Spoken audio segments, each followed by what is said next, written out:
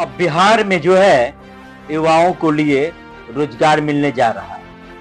बिहार सरकार ने यह फैसला तब लिया जब नवादा में घटनाएं घटी और जो महादलितों की झोपड़ी जलाए गए और पक्ष विपक्ष पूरी तरह से उसको राजनीति का अखाड़ा बना दिया।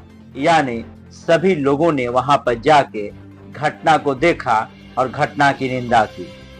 इसी क्रम में नीतीश कुमार भी पहुंचे थे, बिहार के सीएम, और उन्होंने जिस तरह व्यवस्था देखा उस व्यवस्था से उनको ये पता चला कि कहीं न कहीं जो है पुलिस कर्मियों की आज भी कमी है। और यही कारण है कि नवादा ही नहीं, ऐसे कई इलाका है जहां आए दिन लगातार घटना घटती रहती है और महादलितों को निशाना बनाया जाता है।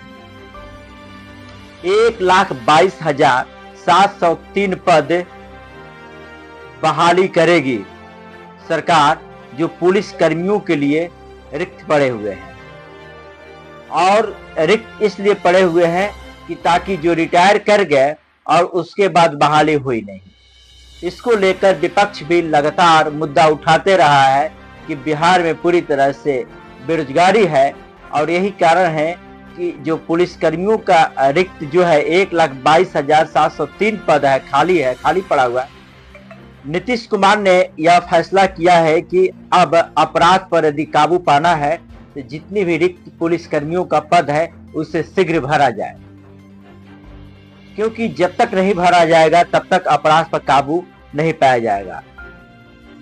इसी क्रम में वो नवादा पहुंचे थे, जहां कानून व्यवस्था को लेकर अधिकारियों के साथ वो बैठक भी बुलाई थी। बैठक के दौरान अधिकारियों से नवादा की घटना पर रिपोर्ट भी मांगी गई। नीतीश कुमार ने अधिकारियों को हिदायत देते हुए कहा कि बिहार अपराध को रोकने में कोताही बिल्कुल बर्दाश्त नहीं करेगा। अपराधियों के खिलाफ सख्त कार्रवाई हो, पेट्रोलिंग भी सख्ती से की जाए। बैठक के दौरान सीएम नीतीश कुमार काफी सख्त दिखे। उन्होंने कहा कि काम में लापरवाही बरतने वाले पुलिस कर्मियों पर सख्त कार्रवाई की जाए। कानून व्यवस्था बनाए रखना पुलिस की प्राथमिक जिम्मेदारी होगी। इसके साथ ही उन्होंने मां सीता और श्री राम की स्थली की सीधी कनेक्टिविटी का भी काम जल्द पूरा करने का निर्देश दिया। बता दें कि बिहार पुलिस की संख्या बढ़ाने के लिए अलग अलग श्रेणियों में 2,29,139 पद स्वीकृत हो चुके हैं। 1,06,436 पुलिसकर्मी काम कर रहे हैं। बाकी पर जल्द बहाली होगी। मुख्यमंत्री नीतीश कुमार ने यह भी कहा कि अभी बिहार पुलिस में महिलाओं की संख्या लगभग 30,000 है। यह देश में सबसे ज्यादा है। उन्होंने आदेश दिया कि पुलिस भर्ती में महिलाओं के लिए निर्धारित 35% आरक्षित सीटों की रिक्तियों जल्द भरी जाए। पुलिस बल में महिलाओं की संख्या बढ़ने से थानों में जो महिलाएं शिकायत लेकर आती हैं उन्हें समस्याओं के समाधान में सहूलियत हो रही है। बैठक के दौरान नीतीश ने आगे भी कहा कि 2013 से बिहार में महिलाओं को 35% आरक्षण मिल रहा है। उनका आत्मविश्वास बढ़ रहा है। महिला पदाधिकारियों एवं महिला पुलिसकर्मियों की सुविधाओं को ध्यान में रखते हुए अलग से व्यवस्था की गई है। 2005 में सरकार में आने के बाद से हम लोगों ने सभी क्षेत्रों में विकास का काम किया है। महिलाओं को शिक्षित करने के साथ साथ उनके स्वावलंबी बनाने के लिए भी कई काम किए गए हैं। महिलाएं शिक्षित भी है, स्वावलंबी भी हो गई हैं।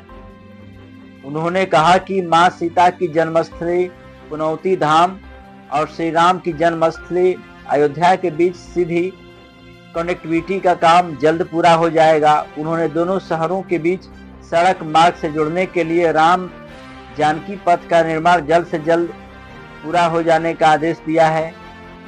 इससे दोनों जगह श्रद्धालु और पर्यटक बढ़ेंगे। राम जानकी पथ से पुनौरा और अयोध्या की सीधी कनेक्टिविटी के बाद अयोध्या में राम मंदिर का दर्शन करने वाले श्रद्धालु बड़ी संख्या में पुनौरा धाम भी पहुंच पाएंगे। इसी तरह मां जानकी का दर्शन करने के लिए श्रद्धालु भी अयोध्या आएंगे। दोनों जगहों की आवाजाही में बड़ी सहूलियत होगी। कहा कि पुनौरा धाम मंदिर परिसर का काम सुनियोजित तरीके से हो।